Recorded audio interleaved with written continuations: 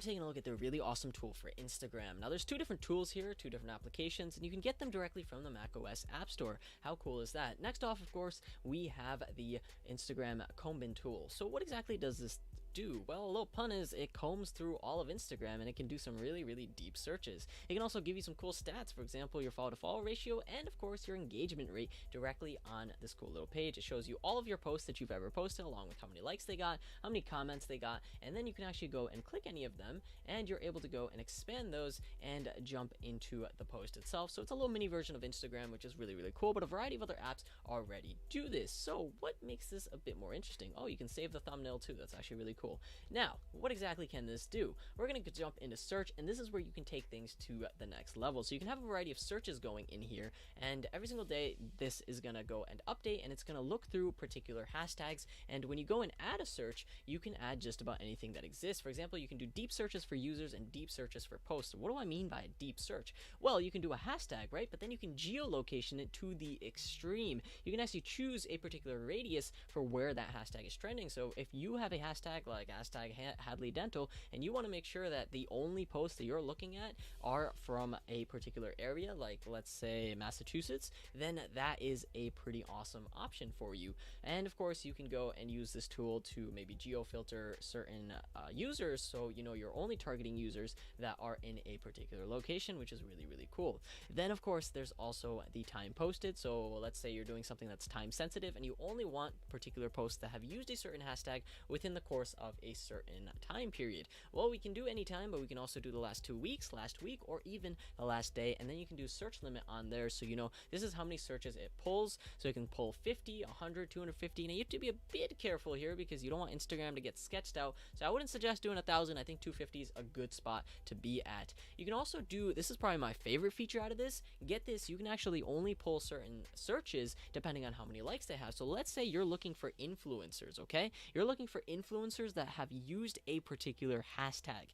Let's say you want someone who is in the 500 to 1,000 likes range. Well, you can actually go and slide this upwards, and now it's only going to show you things from users that have maybe posted posts that have gotten over 578 likes. Now, for influencers, it might even be more. You're looking for people who are maybe in the 8,000 range or whatever. And of course, as you can see, I did this for Smart. I set it to get likes that are over like 5,000-ish. And as you can see, these are all people that have gotten 9,000, 6,000, 3,000, 7,000, 9,000 likes. And these are really big posts. So these might be particular accounts that you want to reach out to maybe post about your particular product, which is really cool.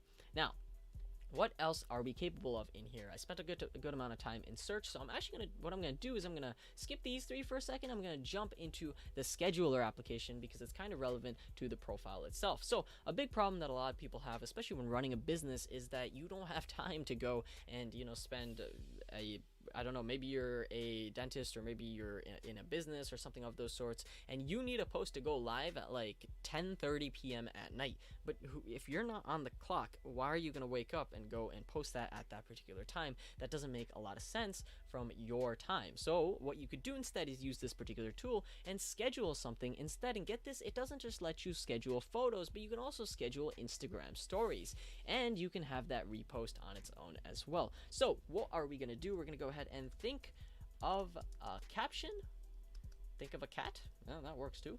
And then of course we're gonna maybe add some emojis in here. So we're gonna add this guy who looks really cool. You can add a link directly in here. You can add a location, and then of course you can add the exact time that this is gonna be posted. So I want this to go live at 1:05 p.m. and then we need to choose a particular image. So let's go ahead and scour for an image. I'm gonna give that permission. I'm gonna jump into my pictures here, and then let's go into some cool pictures from 2019.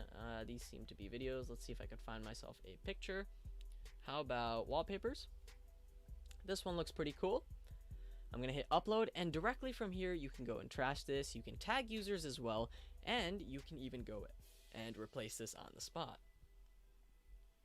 Now, what else can you do? You can go and flip this around. So if I want to rotate it so it's upside down for some reason, that's feasible, but that might make a lot more sense if your image is already not rotated properly. And last but not least, you can go ahead and expand this just like you would in Instagram, and this does look a lot better, so this is probably a cool option. Now I can go ahead and create this. I'm going to create this way in advance, maybe on the 26th. I don't actually plan on posting this. And now take a look at this. You have this posted, and you can actually take this, get this, you can actually take this and drag it and drop it anywhere you really need. So if for some reason you decide 10 seconds later that you actually really need this to go live on the 25th and not the 26th, you can go and do that. And you can do scheduling really way in advance as well. So if you want to jump ahead to March or something like that because you don't want to miss out posting on a particular event, but you know you're going to forget, you're going to be on vacation or something, then this is a perfectly feasible thing to do. Another cool thing is, of course, stories. So you can do the exact same thing for stories. We're going to go ahead and select an image once again, and this time we're actually going to resize it. So of course we can move it around on here as well. So we're going to resize it so it looks like this. That looks like a kind of cool story. And then of course, once again, we can add a link directly into that. And here's the other thing, here's the really cool thing, you can add multiple images, so it adds multiple stories at the same time, and you can actually make this a bit more professional because, you know, when you upload from Instagram, you're kind of forced to use their tools and whatnot. But here, since we're on a full-on desktop, I can go ahead and use maybe Photoshop, create a really beautiful looking story or set of stories, and then of course we can go and add all those directly on here. So my story might look something like this when I go and finally upload it at, maybe let's go ahead and jump really advanced over here. Let's go to May, and maybe we want this to go live not at AM. That's not a good idea. Once again, we'll change this to maybe like 5:07 p.m. and then we'll hit create, and once again it's going to add this to my story calendar now, which is really cool. Now, unfortunately, I don't actually want these to go live, so I'm simply going to click these and this will show you guys. We can actually go set it live right now, and then of course I'm going to hit cancel. And here's the really cool thing, I can go ahead and double click on this right here and I can delete it, so it's going to remove that particular thing. So that's of course the scheduler, which is really cool. It's a very simple application, but it does a lot. So jumping back to our main application now. So let's say you want to automate a bit more, and you don't just want to automate this right here, what is going live. You also want to automate who you're following or who you're unfollowing. Well, you can track all that directly in here as well. Here are my followers, and then of course who I'm following, and then of course people who unfollowed you recently also show up over here as well, which is really cool. There's also safe lists and blacklist, so you don't actually unfollow people you don't want to. Now, here's where things get a bit more interesting. I'm going to jump back. I'm going to show you guys something called tasks, okay? So this basically sets up a little bit of automation for you guys, and it gives you a cool chart on the bottom for what is being automated, so it can actually automate likes, so it can like a certain amount of posts within a particular hashtag on a particular, you know, time period. It can also comment on a variety of posts, and it can go and follow a particular set of users all on its own, and then you get stats on whether or not this particular tool is working basically.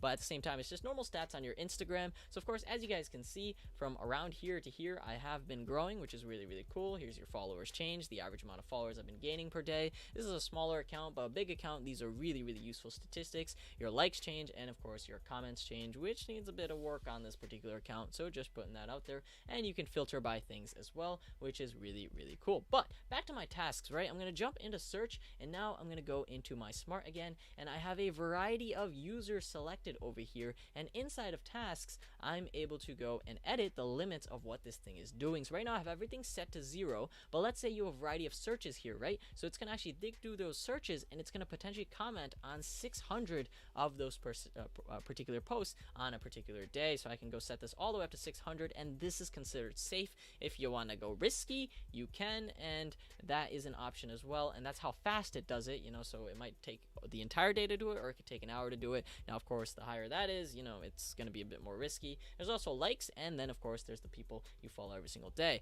There's a few cool features in here that I really like as well. For example, this thing can actually perform these tasks, and it can make sure that it doesn't comment on posts it already commented on, because the fastest way to get unfollowed is to spam someone with comments. There's also an option to do not comment on already commented users, and of course do not follow previously followed users. Now this one I like a lot as well, because what happens with following, you know, you want to set up your little automations, you follow a variety of users every day, right? And then of course you go and unfollow the people who never followed back. However, if this thing just goes and follows those people again, then you're just in this massive loop of following and unfollowing people who aren't actually active on your account, and that is pretty pointless. Now there's also the ability to have proxies, and last but not least, you can also set up notifications so you know when certain tasks are going on, and so on and so forth.